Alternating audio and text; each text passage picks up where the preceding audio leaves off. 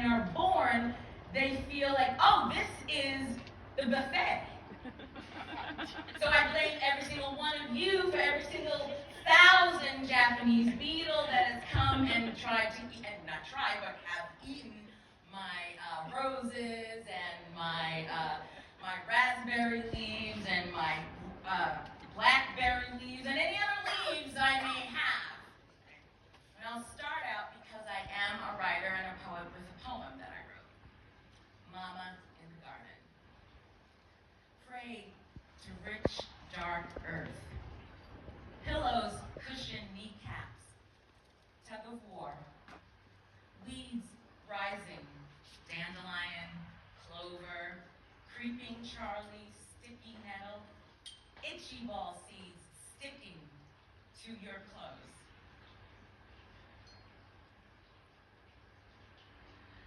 Gloves always get in the way of touch.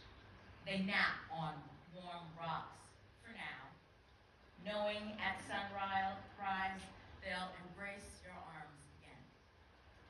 Now, I wrote that a number of years ago with my mother in mind, and then one day my mother passed away, and I was looking at the poem again, thinking I am Mama in the Garden now.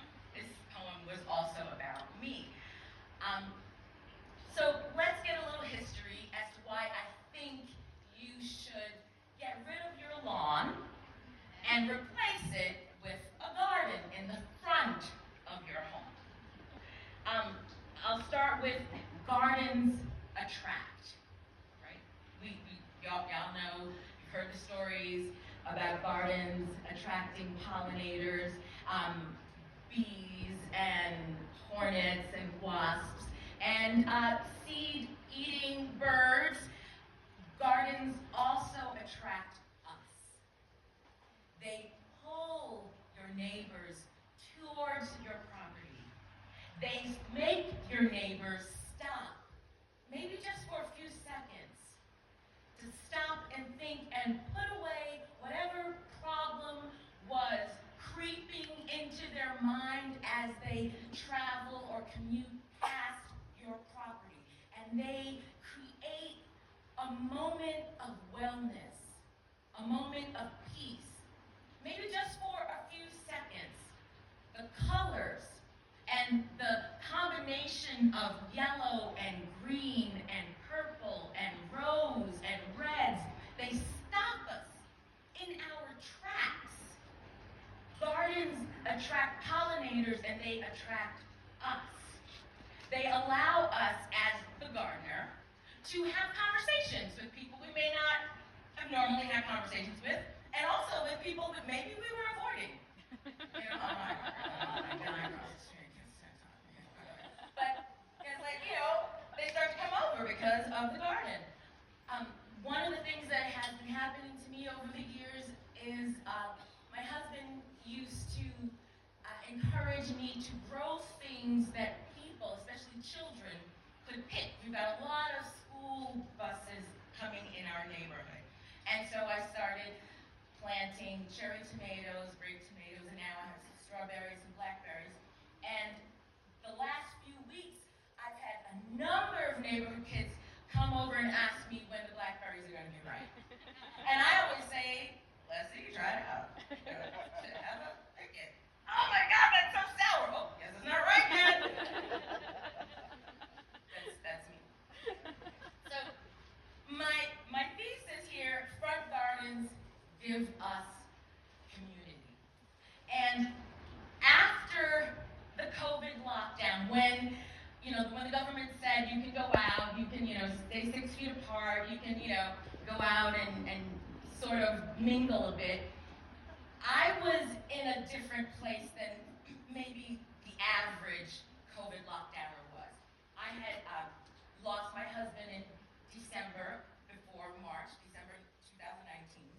And then lockdown happened in March. And it just so happened that the memorial service we had for my husband was the Friday before the Monday when everything got shut down.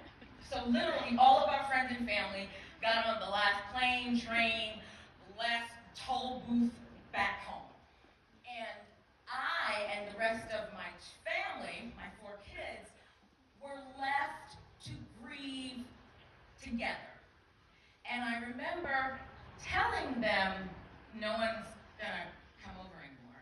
Like, no one's gonna just like drop by food anymore. No one's gonna spend time calling us to see if we're okay, because they are dealing with their own trauma and losses right now. And the kids, you know, my youngest was 17, so that means the other 3 were in their 20s. However, it doesn't matter what age you are. If you're close to one of your parents and they pass, you are grieving. And so we were all grieving together. And my recipe for grief was, I was just so happy that I didn't have to talk to him. I was just so happy I didn't have to go out of the house and see anybody. And I was surrounding myself with all of my houseplants. I was ordering more houseplants. That's when like the houseplant online got really popular. So I was ordering more and more houseplants. And I had a garden outside in the back, and I had started a garden in the front, but it was being neglected. And I'll tell you how I started the garden in the front, because maybe some of you are curious. It was to solve a problem. I don't know how many of you are married or have partners that you live with. I was. Okay, so, all right. So you have a partner that you live with. Right? And you and they act as each other's conciliary, right? Counsel, best friend, listening to the complaints. My husband all of a sudden had become this, like, I don't know, complaining old man. Like in the body of the young man.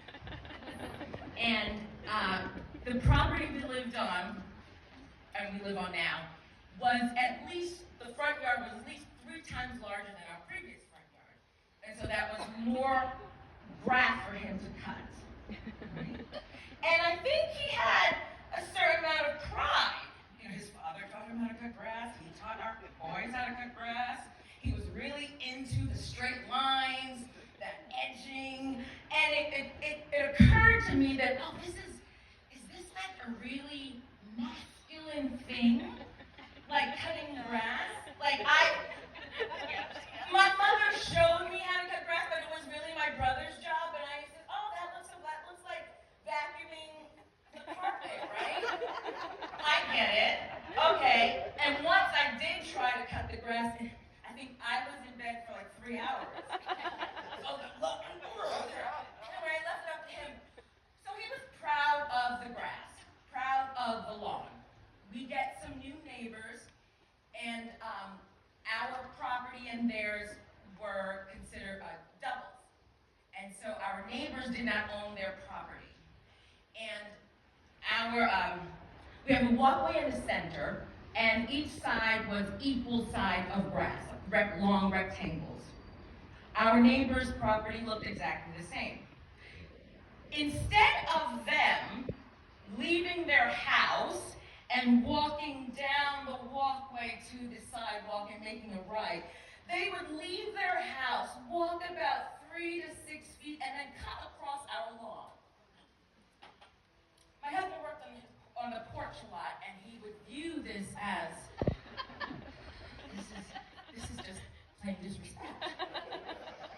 Why would they do that? And they kept doing it, and so it seemed to me like every day he would complain about the neighbors walking across the lawn. And so I just was like, yes, baby, they're walking across the lawn again. They're walking across the lawn again. How do I solve this problem? So I let me think like my mother would. Instead of saying, will you please stop complaining about the neighbors walking across the lawn? We got to solve this problem. How can I stop the neighbors from walking across the lawn? I'll plant something that they will respect. I got some Russian sage from Home Depot, about 4 or 5 plants, because I read that Russian sage creates a natural fence. And if you visit my house now, you'll see that was like 10 years ago. The natural fence is huge. I put in those 4 or 5 Russian sage plants and a butterfly bush and a niece hyssop, because I heard they were all good for tea, the neighbors immediately stopped walking across the lawn. And my husband said, they respect plants more than they respect people. And I said, whatever. It solved the problem. Now there was something else to think about, which was wonderful, because I thought, wow, this is so great. You know what? I put some more plants and flowers here, like some more herbs. We have herbs and vegetables in the back, but I was thinking of like a tea garden, because I heard that things like catnip and some of the things behind me, that you could turn them into teas. And they flower. My husband then got to the point of, you're taking over my lawn. What the heck? Like, this is my lawn. And then it was, I could have sworn you were complaining about cutting the grass. Like, every time it rains, you would hear him say, oh my God, I gotta cut the grass again, it's raining. Or Saturday morning, you hear the chorus of lawnmowers from the neighborhood, and my husband would say, oh, Dee, set it off. I gotta cut the grass. He's gonna make all of us look bad. If he started, that means everybody else is gonna start. And I was like, oh my God, is cutting the lawn a competition? Yes! It is when you live in a neighborhood of lawn cutters. These men, like, this is their routine, and this is like a race. So, okay, so I got that, and I understood it. And then, in 2019, my husband dies. So, before he passed, I made sure that that other half, that right side, that rectangle, was always available for him to cut the lawn, right? The left side were flowers, plants, like my botanical, like, escape, and neighbors, they saw it. They were completely aware. And occasionally, a neighbor would say, what are you gonna do about that side? And I went, I don't know. What are we doing about that side? That's the grass side. That's for the grubs and the Japanese beetles. So he dies, and I tell my sons that we're taking up the whole darn lawn. Mama's here now. Mama's taking this whole thing over. There will be no more grass cutting. Even in the back, we do cut grass. And my sons started to complain, oh, I gotta cut the grass. No, you don't have to cut the grass anymore. I'm doing it all up. I have flowers everywhere. And it has flourished. It is, every year I change it a bit. I do things that other people wouldn't do, like I have blackberries in the front, and I didn't know. I didn't know that blackberries were going to make this gigantic wall. I thought they would be sort of small, like blueberries. I didn't do my research. So this year, at the end of the season, I'll dig them up and put them in the back. But the roses, I learned how to grow roses. I know how to propagate not just my house plants, but my outdoor plants. I know how to make teas. Just last month, I went to my cousin's to give her a garden for her birthday. So I've learned the Latin names of plants, and that impresses so many people. I tell you, I love being impressive. And as a writer, I've had such a difficult time writing anything about my grief and anything about how I felt after my husband passed away.